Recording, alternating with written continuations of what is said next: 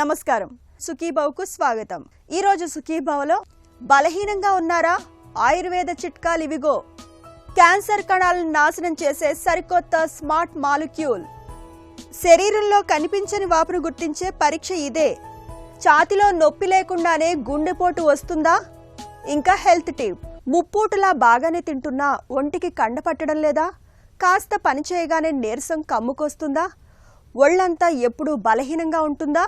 బరువు పెరగడానికి, బలం పుంజుకోవడానికి ఏవేవో తింటూ ప్రయోగాలు చేసి అలసిపోయారా? అయితే మీకో శుభవార్త. మన సంప్రదాయ వైద్యం ఆయుర్వేదంలో నీరసాన్ని అధిగమించడానికి, శరీరం పుష్టిగా మారడానికి చక్కటి చికిత్సలు, పరిష్కారాలెన్నో అందుబాటులో ఉన్నాయని చెబుతున్నారు నిపుణులు. బలహీనంగా, సన్నగా ఉన్నవారికి ఉపకరించే ఆయుర్వేద చికిత్సల గురించి ఇప్పుడు తెలుసుకుందాం.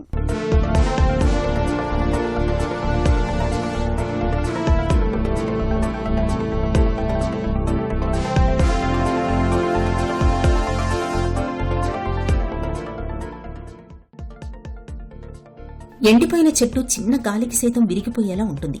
అలాగే లోపల బలం లేని శరీరం చిన్న రుగ్మతకైనా ఇట్టే తల వంచుతుంది అనడంలో ఎలాంటి సందేహం అక్కర్లేదు. ఈ రకమైన శారీరక బలహీనతను ఆయుర్వేదంలో కార్ష్యం లేదా కృశత్వం అని పిలుస్తారు. మన శరీరం సప్తధాతువులైన రస, రక్త, మాంస, మేధ, అస్థి, మజ్జ, శుక్రధాతువుల సమతుల్యతపై ఆధారపడి ఉంటుంది. జీర్ణ వ్యవస్థలోని జఠరాగ్ని మందగించినప్పుడు, వాతదోషం తీవ్రంగా ప్రకోపించినప్పుడు మనం తినే ఆహార పోషకాలు మొదటి ధాతువైన రసధాతువు నుండి తదుపరి మాంస, మేధో ధాతువులకు సరిగ్గా అందవు. దీంతో కండరాల క్షీణత, ఎముకల బలహీనత, నిరంతర అలసట, నీరసం, చర్మం జీవం కోల్పోవడం, రోగ నిరోధక శక్తి సన్నగిల్లడం వంటి లక్షణాలు కనిపిస్తాయని చెబుతారు నిపుణులు. పిల్లలు కొన్ని అనారోగ్య సమస్యలు అంటే చాలా సన్నగా ఉండి ట్యూబర్కులోసిస్ లాంటి కొన్ని డిజీజెస్ ఉంటాయి. వాటి వల్ల కూడా పిల్లలు సరిగ్గా తినక అర్భకంగా తయారైనప్పుడు అప్పుడు కూడా పిల్లలు ఎదుగుదల ఉండదు. చాలా బలహీనంగా ఉన్నప్పుడు ఎముకలు ఎదగవు వాళ్ళకి. అలాగే కొన్నిసార్లు ఏమవుతుందంటే కాల్షియం మెటబాలిజంలో వాళ్ళకి ఇచ్చే ఫుడ్లో కూడా వాళ్ళకి అబ్జార్ప్షన్ జరగదు. అప్పుడు కూడా వాళ్ళకి యొక్క ఎదుగుదల అనేది ఉండదు. వాళ్ళకి జనరల్ హెల్త్ ఉండదు. అలాగే కొన్నిసార్లు జింక్ డెఫిషియన్సీ అనేది ఏర్పడుతుంటుంది. అది చాలా ఇంపార్టెంట్, చాలామంది ఇగ్నోర్ చేస్తారు. అయితే ఈ జింక్ అనేది కూడా పిల్లల ఎదుగుదలకి మానసికంగా, శారీరకంగా అంటే వాళ్ళు గ్రోత్ హార్మోన్ ఏదైతే ఉంటుందో వాళ్ళ ఎముకలు ఏవైతే పెరుగుతున్నాయో వాటికి ఇది హెల్ప్ చేస్తుంది. జింక్, కాల్షియము, అలాగే ఈ యొక్క డి విటమిన్, ప్రోటీన్స్ ఇవన్నీ కూడా వాళ్ళకి కావాలి పిల్లలకి. సో ఇవన్నీ మనం వాళ్ళకి ఏజ్కి తగ్గట్టు ఇస్తే కనుక పిల్లలు బాగా గ్రో అవుతారు. మన దేశంలో కంటే వేరే దేశాల్లో పీడియాట్రిషియన్స్ చాలా బాగా వాళ్ళకి సపోర్ట్ చేస్తారు. ఇంత ప్రోటీన్ ఇవ్వాలి వీళ్ళకి, ఇంత కాల్షియం ఇవ్వాలి, ఇంత విటమిన్ D3 ఇవ్వాలని చెప్తారు. కాకపోతే ఇక్కడ కొంచెము ఇప్పుడిప్పుడే పేషెంట్స్ అండ్ డాక్టర్కి కొంచెం కమ్యూనికేషన్ అవుతుంది. అదే ఇప్పుడు ఇందులో ఏంటంటే పిల్లలకి ఇప్పుడు డి విటమిన్ కూడా చాలా తక్కువ వచ్చేస్తుంది. ఎందువల్లంటే ఎన్విరాన్మెంటల్ పొల్యూషన్ వల్ల డి విటమిన్ రావట్లేదు. కాబట్టి పిల్లలకి రొటీన్ టెస్ట్లు అనేవి చేయించాలి. ఇంతలే పిల్లలకి ఏం రోగం ఉండదు, వాళ్ళకి హాయిగా ఉన్నారు, ఆడుకుంటున్నారంటే కాదు. చాలా సందర్భాల్లో యాక్సిడెంటల్గా కొన్ని దొరుకుతాయి మనకి. కాబట్టి వీళ్ళకి తప్పనిసరి పిల్లలు 10, 11, 12 వయసు వచ్చేసరికి వాళ్ళకి రొటీన్ బ్లడ్ టెస్ట్లు అన్నీ చేయిస్తే కనుక ఏది తగ్గిందో అది మనం సప్లిమెంట్ చేస్తే పిల్లలు బాగా గ్రో అవుతారు. ఎందుకంటే 11, 12 ఏళ్ల నుంచి మగపిల్లలు అయితే 18 ఏళ్ల వరకు గ్రో అవుతారు. అదే ఆడపిల్లలు అయితే 13, 14 ఏళ్ల వరకే గ్రో అవుతారు. అంటే ఆ తర్వాత గ్రో అయినా చాలా మైన్యూట్గా గ్రో అవుతారు. అంటే ఏంటి, ఎప్పుడైతే ఎముకలు అతుక్కుపోతాయో దాన్ని ఆసిఫికేషన్ అంటారు. ఆ ప్లేట్స్ అయితే ఎప్పుడైతే ఫామ్ అయిపోయో బోన్ ప్లేట్స్ అప్పుడు ఇంకా గ్రో కారు పిల్లలు. అలాగే ఆడపిల్లలైనా మగ పిల్లలైనా ఎప్పుడైతే వాళ్ళకి మీసాలు గడ్డలు వచ్చి ఆడపిల్లలకి ఈ ప్యూబర్టీ వస్తుందో అప్పుడు కూడా గ్రో కారు. అలాగే వాళ్ళ ఆహారం విషయంలో మనకి 1 గ్రామ్ ప్రోటీన్ కావాల్సి వస్తే మనకి ఒక కేజీకి 1 గ్రాము, వాళ్ళకి 2 గ్రామ్స్ కావాల్సి వస్తుంది అప్రాక్సిమేట్గా. కాబట్టి వాళ్ళ ప్రోటీన్ ఎందుకంటే వాళ్ళు గ్రోయింగ్ చిల్డ్రన్ కాబట్టి వాళ్ళ బోన్ గ్రోత్ అన్నీ కావాలి కాబట్టి ప్రోటీన్ కంటెంట్ చాలా కావాల్సి, అలాగే కాల్షియం లాంటిది కూడా కావచ్చు. దీనికి అన్నిటికీ ఏంటంటే మనం వాళ్ళకి బ్యాలెన్స్డ్ ఫుడ్ పెట్టాలి. మనం ఇంట్లో చేసిన హై ప్రోటీన్ అంటే శనగ పిండితో చేసిన పదార్థాలు పెట్టచ్చు పిల్లలకి, చాలా మంచిది. అలాగే పెసళ్ళతో చేసిన పదార్థాలు ఏదైనా చేయండి, మురుకులో గిరుకులో ఏవో ఒకటి రకరకాలతో మన ఇంట్లో చేసుకునే ఉంటాయి కదా, అవి చేసి పెట్టండి. ఇవి పెట్టడం ద్వారా పిల్లలు వాళ్ళకి ప్రోటీన్ కంటెంట్ కొంత వస్తుంది. అలాగే మీరు పెట్టే నాన్ వెజిటేరియన్ ఫుడ్ అయితే నాన్ వెజిటేరియన్స్కి ఫిష్ అధికంగా పెట్టండి, గుడ్లు పెట్టండి, పాలు పెట్టండి, పెరుగు పెట్టండి. పెరుగు కూడా చాలా కాన్సన్ట్రేటెడ్ పెరుగు, బాగా నీళ్లు తీసేసిన పెరుగు, గట్టిగా ఉన్న పెరుగు పెడితే అది పిల్లలకి ప్రోటీన్ కంటెంట్ ఎక్కువ వస్తుంది. దాన్ని ఈ మధ్య గ్రీక్ యోగర్ట్ అంటున్నారు. అతిగా తింటేనే బరువు పెరుగుతామని అనుకుంటారు మనలో చాలా మంది. నిజానికి ఇందులో వాస్తవం కొంతే. ఆయుర్వేదం ప్రకారం ఎంత తిన్నామనే దానికంటే తిన్నదాన్ని ఎంత సక్రమంగా అరిగించుకుంటున్నామనేదే ముఖ్యం. జఠరాగ్నిని సరిచేయకుండా కేవలం క్యాలరీలు పెంచే ఆహారం తీసుకుంటే కడుపులో ఆమం అంటే వ్యర్థాలు పెరుగుతాయి. దీంతో అనారోగ్య సమస్యలు చుట్టుముడతాయి. ఆధునిక వైద్య పరిశోధనల ప్రకారం ఆయుర్వేదంలో అశ్వగంధ అనేది శారీరక శక్తిని, కండరాల పరిమాణాన్ని పెంచడంలోనూ, స్ట్రెస్ హార్మోన్ అయిన కార్టిసాల్ని తగ్గించడంలో అత్యంత ప్రభావవంతంగా పనిచేస్తుందని అధ్యయనాలు నిరూపించాయి. ఆయుర్వేద చికిత్సా విధానంలో శరీర పుష్టిని పెంచే ప్రక్రియను బ్రహ్మణ థెరపీగా పిలుస్తారు. ఇందులో పంచకర్మ ద్వారా శరీరాన్ని శోధించి జీర్ణక్రియను వేగవంతం చేస్తారు. ఈ క్రమంలో చ్యవన్ప్రాష్, శతావరి, అశ్వగంధాది లేహ్యం, ద్రాక్షారిష్టం, సువర్ణ సమేత ఔషధాలను వాడాల్సి ఉంటుంది. ఇంక చిట్కా విషయానికి వచ్చేసరికి మునగాకు మనకి మార్కెట్లో ఇప్పుడు బాగా అమ్ముతున్నారు. సో ఆ మునగాకు పొడి కారపొడిలాగా తయారు చేసి, అంటే ఏంటి, మునగాకు, కరివేపాకు, అవిసెలు, ఈ 3 కూడా పొడి చేసి పెట్టి ఫస్ట్ ముద్ద అన్నంలో కొంచెం నెయ్యి వేసి పిల్లలకి పెడితే కూడా చాలా గ్రో అవుతారు. ఇంకొక విషయం ఏంటంటే చాలామంది నెయ్యి అధికంగా పెట్టేస్తున్నారు పిల్లలకి. అలా పెట్టకూడదు, ఎందుకంటే నెయ్యి మంచిదే, కాకపోతే అది ఎక్కువ పెడితే కూడా ఫ్యాట్ కంటెంట్ ఎక్కువ అవుతుంది పిల్లలకి. అది మెజర్డ్ క్వాంటిటీలో నెయ్యి పెడితే కనుక వాళ్ళకి ఏ విధమైన హాని ఉంటుంది. సుమారు రోజుకు ఒక 1/2 టీ స్పూన్ నుంచి 1 టీ స్పూన్ దాకా నెయ్యి పెట్టచ్చు వాళ్ళ పిల్లలకైతే. ఇంకా చికిత్సా విషయానికి వచ్చేసరికి పిల్లలకి ఏ కారణం చేత వాళ్ళు బలహీనంగా ఉన్నారు, అంటే వాళ్ళకి వెయిట్ పెరగట్లేదా, పిల్లలు మళ్ళీ వాళ్ళకి సడన్గా వెయిట్ ఆగిపోయిందా, ఏదైనా అనారోగ్యం వల్ల వాళ్ళు వెయిట్ పెరగట్లేదా, ఇవన్నీ చూసి దానికి సరిపడా చికిత్స అనేది చేయాలి. అలాగే వాళ్ళకి కాల్షియం లాంటి సప్లిమెంటేషన్స్ ఆధునికంగా ఇచ్చినా పర్వాలే, లేదంటే మన దగ్గర ప్రవాళ పిష్టి, ప్రవాళ భస్మ, అలాగే కొన్ని ముక్తా పిష్టి, ముక్తా భస్మ అనేవి కొన్ని కాల్షియం బేస్డ్ భస్మాస్ ఉంటాయి. అవి యాక్చువల్లీ వేసుకున్న వెంటనే అబ్జర్వ్ అవుతాయి, ఎందుకంటే ఇవన్నీ కూడా ఆక్సిడైజ్ ఫామ్లో ఉంటాయి. కాబట్టి ఇవి మెజర్డ్గా పిల్లలకి ఒక 2-3 నెలల పాటు ఇచ్చి మళ్ళీ ఆపేసి మళ్ళీ ఇస్తూ ఉంటే కూడా వాళ్ళు గ్రో అవుతాయి. అన్నిటికంటే ముఖ్యం పిల్లలకి తరచూ టెస్టింగ్ అనేది చేయాలి. ముఖ్యంగా ఈ థైరాయిడ్ లాంటిది ఏదైనా సమస్యలు అర్లీగా వస్తే కనుక పిల్లలకి ఈ గ్రోత్ హార్మోన్స్ మీద దాని ఎఫెక్ట్ ఉంటుంది. కాబట్టి థైరాయిడ్ టెస్ట్ కంపల్సరీ సుమారు 12 ఏళ్ళు వచ్చాక పిల్లలకి చేయాలి. పాదుకి నీరు పోస్తేనే చెట్టు పచ్చగా ఎదుగుతుంది. సరైన మోతాదులో అన్ని పోషకాలు అందితేనే మన దేహం ఎదుగుదల, ఆరోగ్యం చక్కగా ఉంటాయి. దేహపుష్టికి ఆయుర్వేదం తనమైన కొన్ని ప్రత్యేక చికిత్సల్ని చెబుతుంది. రాత్రిపూట నానబెట్టిన ఎండు ద్రాక్ష, ఖర్జూరాలను ఉదయాన్నే తీసుకోవడం మేలు చేస్తుంది.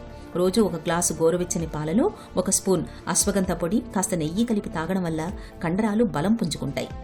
ఉడకబెట్టిన బంగాళాదుంపలు, నువ్వులు, అరటిపండ్లు, వేరుశనగలు, మేకపాలు లేదా ఆవు నెయ్యిని నిత్యం ఆహారంలో భాగం చేసుకోవాలి. పౌష్టికాహారంతో పాటు రోజుకు 7-8 గంటలైనా నిద్రపోవాలి. నిత్యం యోగాసనాల్ని సాధన చేయడం మేలు. ఇక ప్రాసెస్ చేసిన జంక్ ఫుడ్కి దూరంగా ఉండాలి. ఆయుర్వేద ఔషధాలను నిపుణుల సమక్షంలో వాడుకోవాలి. ఇలా అన్ని రకాలుగా జాగ్రత్తలు తీసుకోవడం ద్వారా శారీరక బలహీనతను సులువుగానే అధిగమించవచ్చు. హెల్త్ న్యూస్ మీకోసం.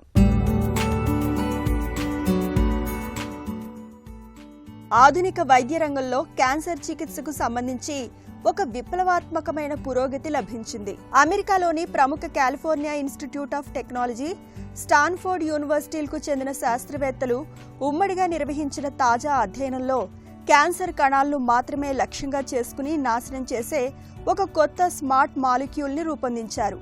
సాధారణంగా కీమోథెరపీ లేదా రేడియేషన్ చికిత్సలను అందించేటప్పుడు క్యాన్సర్ కణాలతో పాటు శరీరంలోని ఆరోగ్యకరమైన కణాలు కూడా దెబ్బతిని రోగులు తీవ్రమైన నీరసం, జుట్టు రాలిపోవడం వంటి అడ్డంకుల్ని ఎదుర్కొంటారు. కానీ అమెరికా పరిశోధకులు అభివృద్ధి చేసి ఈ కొత్త మాలిక్యూల్ కేవలం క్యాన్సర్ ప్రభావిత కణాల డిఎన్ఏను మాత్రమే గుర్తించి వాటిని స్వయంచాలకంగా నశింపజేస్తుంది. ఈ ప్రక్రియలో పక్కన ఉండే ఆరోగ్యకరమైన కణాలకు ఎలాంటి హాని కలగకపోవడం విశేషం. ఈ పరిశోధన ఫలితాలను అంతర్జాతీయ మెడికల్ జర్నల్ నేచర్ మెడిసిన్ లో ఇటీవల ప్రచురించారు. ప్రయోగ పరీక్షల్లో ఈ మాలిక్యూల్ ట్యూమర్ల పరిమాణాన్ని ఏకంగా 80% వరకు తగ్గించినట్లు శాస్త్రవేత్తల బృందం వెల్లడించింది. ముఖ్యంగా ఊపిరితిత్తులు, రొమ్ము, ప్రోస్టేట్ క్యాన్సర్లను ముందస్తు దవలోనే పూర్తిగా అరికట్టడానికి ఇది అద్భుతంగా తోడ్పడుతుందని భావిస్తున్నారు. ఈ నూతన పరిశోధన భవిష్యత్తులో దుష్ప్రభావాలేమీ లేని సురక్షితమైన క్యాన్సర్ చికిత్సలకు సరికొత్త బాటలు వేస్తుందని, ప్రపంచవ్యాప్తంగా మిలియన్ల మంది రోగులకు ఇది కొండంత ధైర్యాన్ని, ఆశను అందిస్తుందని వైద్య నిపుణులు విశ్వసిస్తున్నారు. ముఖ్యంగా ఊపిరితిత్తులు, రొమ్ము, ప్రోస్టేట్ క్యాన్సర్లను ముందస్తు దశలోనే పూర్తిగా అరికట్టడానికి ఇది అద్భుతంగా తోడ్పడుతుందని భావిస్తున్నారు.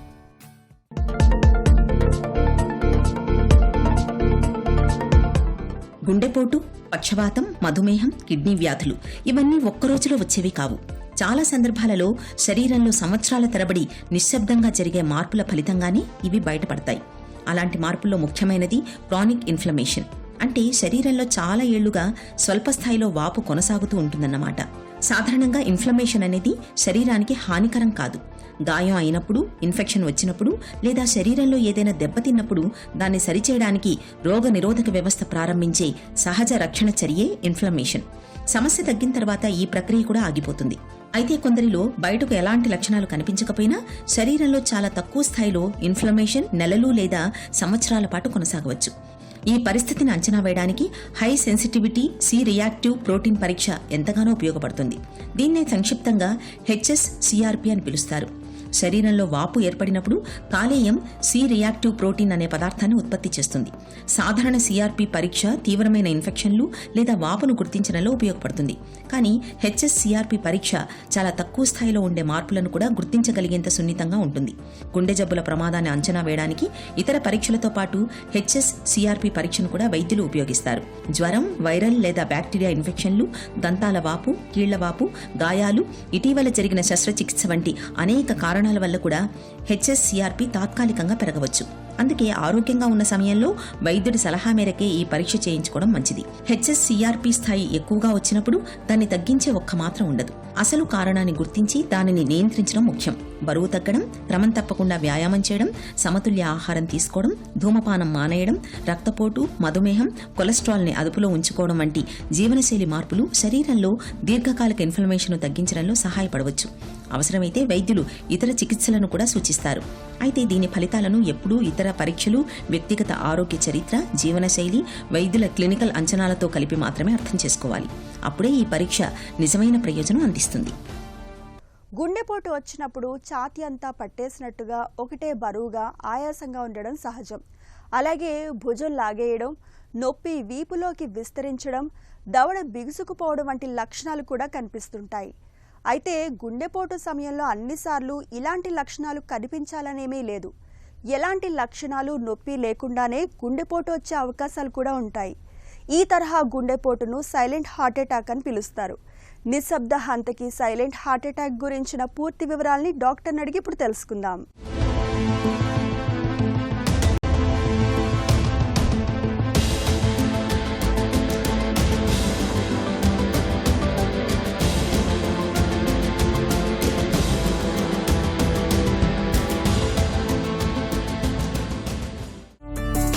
ఛాతీలో నొప్పి లేకుండానే హార్ట్ అటాక్ రావచ్చా?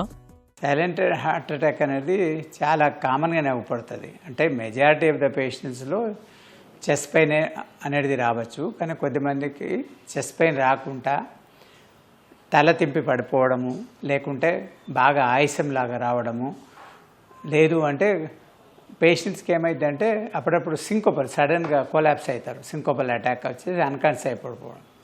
సో ఇది కామన్గా ఏంటంటే చెస్ట్ పెయిన్ రాకుండా సైలెంట్ హార్ట్ అటాక్ అనేది కామన్గా రావడానికి ఎక్స్ట్రీమ్ ఏజ్ ఫీమేల్ పేషెంట్, వయసు ఎక్కువ ఉన్న వాళ్ళలో, డయాబెటీస్ ఉన్న వాళ్ళలో కూడా సర్వసాధారణం. సైలెంట్ హార్ట్ అటాక్ అంటే ఏంటి? దాన్ని గుర్తించటం ఎందుకు కష్టం? హార్ట్ అటాక్ అంటే కంపల్సరీ ఛాతీ నొప్పి రావాలి.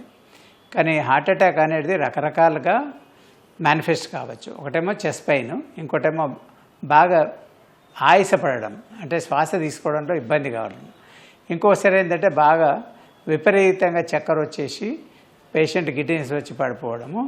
కొద్దిమందిలో ఏంటంటే ఫస్ట్ సడన్ కార్డియాక్ అరెస్ట్, అంటే సడన్గా కొలాప్స్ అయ్యి బీపీ అవన్నీ రికార్డు కాకపోవడం కూడా రావచ్చు. బట్ సైలెంట్ హార్ట్ అటాక్లో ఏంటంటే అంతకుముందు పాజిటివ్గా ఎప్పుడో ఒకసారి హార్ట్ అటాక్ వచ్చి పేషెంట్ నోటీసులు లేకుండా ఎప్పుడైనా డాక్టర్ దగ్గరకు వచ్చినప్పుడు వాళ్ళు ఈసీజీ కానీ హార్ట్ స్కానింగ్ చేసుకున్నప్పుడు అందులో మన గుండె కండరంలో ఎక్కడైతే బ్లడ్ ఫ్లో తగ్గుద్దో దాని మూమెంట్ తగ్గుతుంది. ఈసీజీలో కూడా మనకు ఓల్డ్ అటాక్ చేంజెస్ అవ్వపడతాయి. అప్పుడు డాక్టర్ గారు అడుగుతారు రెట్రోస్పెక్టివ్గా, మీకు ఇంతకుముందు ఎప్పుడైనా ఛాతీ నొప్పి వచ్చిందా, ఆయాసం వచ్చిందా, దాన్ని బట్టి దే ఎవాల్యుయేట్. అప్పుడు ట్రెడ్మిల్ చేస్తే ట్రెడ్మిల్లో పాజిటివ్ ఉండి అప్పుడు యాంజియోగ్రామ్ చేస్తే జబ్బు తీవ్రత ఎంత ఉందనేది మనము నిర్ధారణ చేసి వారికి యాంజియోప్లాస్టీ అవసరమా, మెడిసిన్సే సరిపోతాయా, లేకుంటే బైపాస్ అవసరం అనేది మళ్ళీ ఈ ఫర్దర్ ఎవాల్యుయేషన్లో మన ఈసీజీ కానీ ఎకో కానీ ట్రెడ్మిల్ కానీ అవసరమైతే యాంజియోగ్రామ్ చేసి నిర్ధారించవచ్చు. సైలెంట్ హార్ట్ అటాక్ ముప్పు ఎవరికి ఎక్కువ? మధుమేహులకు, మహిళలకు ముప్పు ఎందుకు ఎక్కువ? మామూలుగా లేడీస్లో ఏంటంటే సిమ్టమ్స్ మిస్లీడ్ చేస్తాయి. అంటే కొద్దిమందికి బాగా విపరీతంగా పెయిన్ అంటారు, కానీ వాళ్ళకు చూస్తే అన్నీ నార్మలే ఉంటాయి. అదే జెంట్స్లో ఏంటంటే నొప్పి వచ్చినప్పుడు సర్వసాధారణంగా వాళ్ళకు హార్ట్ అటాక్ అయ్యే ఛాన్సెస్ ఎక్కువ ఉంటుంది. లేడీస్లో మామూలు యాంగ్జైటీ ఎక్కువ ఉంటుంది. తర్వాత వాళ్ళకు కంగారు, చిన్న చిన్న వాటికే నొప్పి అనిపించి సైకలాజికల్ ఫీలింగ్స్ అనేటివి యాంగ్జైటీ డిజార్డర్స్ ఎక్కువ ఉంటాయి. సో వేరేది ఈ డయాబెటిక్ పేషెంట్స్లో ఏంటంటే న్యూరోపతి వస్తుంది. ఈ నర్వ్స్ ఎఫెక్ట్ కావడం వల్ల ఈ పెయిన్ రిసెప్టర్స్ ఎఫెక్ట్ అయిపోయి వాళ్ళకు నొప్పి తెలవక వాళ్ళు యూజువల్గా హార్ట్ ఫెయిల్యూర్లు కానీ లేకుంటే వాళ్ళకు బాగా విపరీతంగా ఊపిరితిత్తుల్లో నీరు వచ్చి ఆయాసపడడం అనేది వీళ్ళకు కామన్. చాలా వరకు ఏంటంటే కొద్దిమందికి ఓల్డ్ అటాక్, సైలెంట్ అటాక్ ఉండి తర్వాత వాళ్ళకు పాల్పిటేషన్స్ వచ్చి, అంటే బీటీబీఎఫ్ అంటాం, అంటే హార్ట్ రేట్ సడన్గా 250, 300 దానికి వెళ్ళి హార్ట్ స్టాప్స్ ఫంక్షనింగ్. సో దానివల్ల కూడా మనము ఈ సైలెంట్ హార్ట్ అటాక్ వల్ల ఫ్యూచర్ కాన్సిక్వెన్సెస్ అన్నట్టు.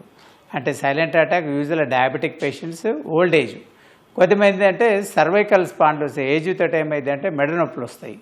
ఈ మన వర్టెబ్రల్ కాలంలో ఉన్న బోన్స్ పెరిగి నరాల మీద ప్రెషర్ పడి రాడిక్లోపతి అంటే ఎడమ చేయి లాగడము లేకుంటే మెడ లాగడం, ఇట్లాంటివన్నీ కామన్ సిమ్టమ్స్. సో వీళ్ళు ఏం చేస్తారు, అప్పుడప్పుడు దీన్ని పెయిన్ వచ్చినప్పుడు హార్ట్ అటాక్ పెయిన్ కాకుండా ఇది మెడకు సంబంధించిన నొప్పి కదా అని చెప్పేసి వాళ్ళు ఇగ్నోర్ చేయొచ్చు.